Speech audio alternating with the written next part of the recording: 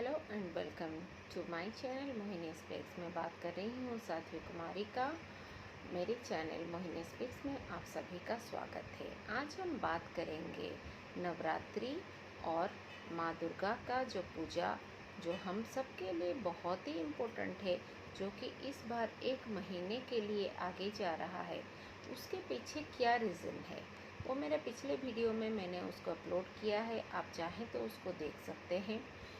और एक बड़ी बात जो मैं बोलना चाहती हूँ, नवरात्रि तो 1 महीना टल गया, ठीक है, 1 महीने के बाद आप लोग नवरात्रि शुरू कर सकते हैं। लेकिन जो मंदिरों में जो पीठ स्थल है माता रानी का, तो वहाँ पे क्या होता है ना, वहाँ पे हमारा होता है 16 दिन का पूजा, मतलब 16 दिन का व्रत या 16 दिन का पूजा होता है।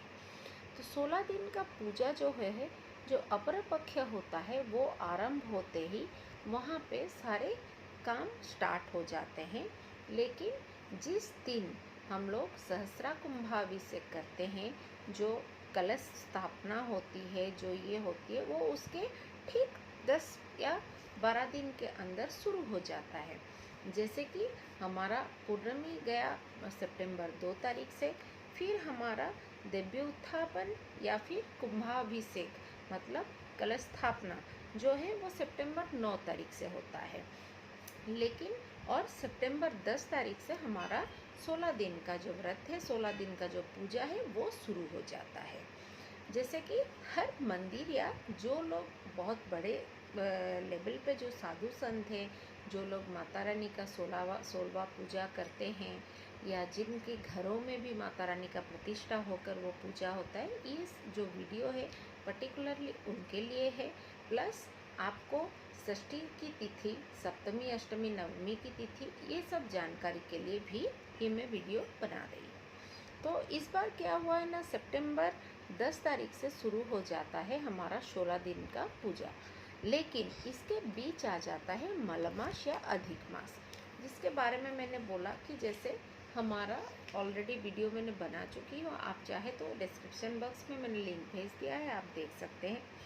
उसमें क्या होता है ना, ये जो 16 दिन का पूजा यहाँ पे कैसे स्टॉपेज हो जाता है ना, सितंबर 10 से लेकर सितंबर 18 तक ये चलेगा।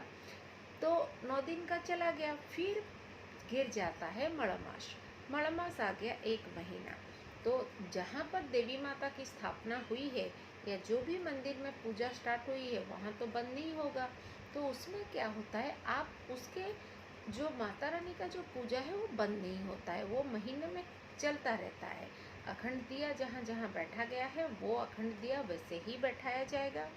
जहाँ पर कुंभ अभिषेक किए हैं वो वैसा ही रहेगा, आप उसको उठाइएगा नहीं।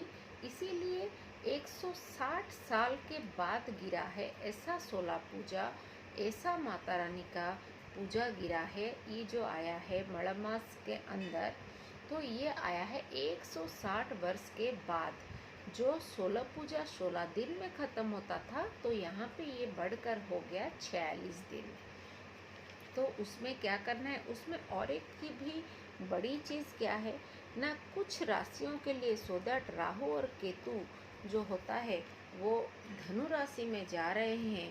तो मृगशिरा नक्षत्र और 16 तारीख सितंबर 16 तारीख में इनका जो चलन हो रहा है, इसमें क्या है ना, कर्क राशि और सिंह राशि और धनु और मीन, इन चारों को ये बहुत ही अच्छे शुभ फल प्राप्त करेंगे। लेकिन जो राहु जा रहे हैं उनमें से क्या होगा, वो किन किन राशियों को शुभ फल दे रहे हैं ना, वृष राशि, मिथुन राशि, कन्या राशि और वृश्चिक राशि, इन चारों को ये शुभ फल देने वाले हैं। तो इसका एक अंक होता है। अगर आपको डिटेल में अपनी कुंडली के हिसाब से, अपनी जन्म नक्षत्र या तारीख के हिसाब से अगर आपको जानना है, तो आप मुझे इसमें कमेंट्स करके बता सकते हैं, तो मैं आपको उसके आंसर दे सकती हूँ। नहीं तो जो नंबर मेरा अपलोड हुआ है उसी नंबर पे अगर व्हाट्सएप में आप भेज देंगे तो उसका आंसर भी मैं आपको बता दूँगी कि आपके लिए इस साल का जो नवरात्रि का और राहु केतु का चलन का जो समय है, उसके ऊपर आपके राशि के लिए क्या खराब है, क्या अच्छा है। तो ये चला गया राहु केतु के बारे में हो गया। फिर क्या हो गया ना, सितंबर 17 को पितृपक्ष का समाप्ति हो गया। जो हमारा शुरू हुआ था 10 तारीख को, 17 को समाप्ति हो गया।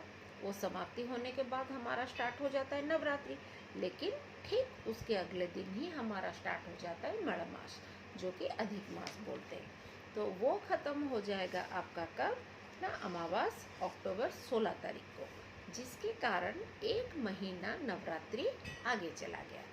फिर स्टार्ट होगा अक्टूबर 17 से 17 तारीख से आपका नवरात्रि स्टार्ट होगा। जो बहनें या जो भाई बहन नवरात्रि की माता दुर्गा की रखते हैं पूजा, तो वो लोग स्टार्ट करेंगे अक्टूबर 17 से। तो अक्टूबर 17 से माता रानी की पूजा होगी। फिर षष्ठी जो होती है, तो षष्ठी गिरती है आपका अक्टूबर 21 को। 21 को आपका षष्ठी आती है, 22 तारीख को सप्तमी आती है, और महाअष्टमी जो है वो आती है आपको अक्टूबर 23 को। अक्टूबर 23 में जो महाअष्टमी आती है, उसमें क्या है, उसमें आपको मैं एक विशेष सूचना देनी चाहूँगी। उस दिन अगर आप तिल और जो ये होते हैं, जैसे चावल का आटा बना के गोला बना के हम लोग उसको चाशनी में डाल के जैसे छोटे छोटे बनाते हैं प्रसाद के रूप में, उसकी अगर आप आहुति देते हैं अष्टमी की तिथि के दिन नवरात्रि में, तो उसमें आपको लक्ष्मी माता का जो सौभाग्य है वो प्राप्ति होती है, और आपके घर में धन आगमन का एक बहुत ही शुभ समय और शुभ मुहूर्त, वो आगमन का एक संयोग बन रहा है, जो कि ये 160 साल के बाद ही बन रहा है। तो ये पर्टिकुलरली दुर्गा अष्टमी के दिन आपको करना है, और उससे सप्तमी षष्ठी में ये नहीं करना है। खास करके अष्टमी के तिथि के दिन ये आपको हवन में 108 करवाना है, और हवन खत्म होने के बाद आप जो लोग कन्या पूजन करते हैं, वो आप 7 साल की छोटी उम्र, और नहीं तो जितने छोटे उम्र के बच्चे यहाँ हैं उनको, उनमें हम माता रानी की रूप देखते हैं। तो कन्या पूजन में आप एक विशेष ध्यान रखें, तो उनको आप जितना हो सके अपने हाथों से खिलाइए। जैसे हम पहले पैर धोते हैं, उनको तिलक करते हैं, उनको चुनरी उड़ाते हैं, उनको सारे श्रृंगार की सामान देते हैं, जैसे हम माता रानी को एक बच्चे की तरह पूजा करते हैं, वो सब आप करें। और जैसे छोटे बच्चे को खाना खिलाते, वैसे ही भरे मन से, अच्छे मन से उनको प्रसाद का सेवन कराएं। तो अष्टमी में ये एक बहुत ही अच्छा माता रानी लक्ष्मी का एक संयोग बन रहा है, क्योंकि कहा जाता है ये कलयुग में कल की अवतार को अगर कोई उनकी मतलब कल की अवतार तो विष्णु जी की है, उनकी कोई धर्मपत्नी बनने लायक है तो वो है माता लक्ष्मी, जो कि माँ वैष्णो देवी की जगह पर बैठी हुई है इस साल के लिए। और सबसे बड़ी चीज़ क्या है ना, आपका जो महाअष्टमी जो है आपका 23 को तो हो गया, 23 को भी है और 24 को भी है। तो आप अपने पंचांग के हिसाब से देख लीजिए आपको कौन सी दिन आपका पंचांग के हिसाब से आ जाता है। हमारे यहाँ 2-2 बार गिर रहा है।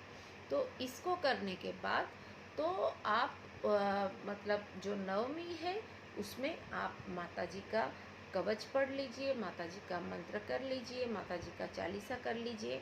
तो ये सब में आपको बहुत ही फ़ायदा होने वाला है। तो ये था जो तिथि और टाइमिंग, ये जो था मैंने बता दिया आपको। और सबसे बड़ी बात क्या है, माता रानी इस बार जो, जैसे कुछ लोग होते हैं जो पूछते हैं इस बार माता रानी की सवारी क्या है।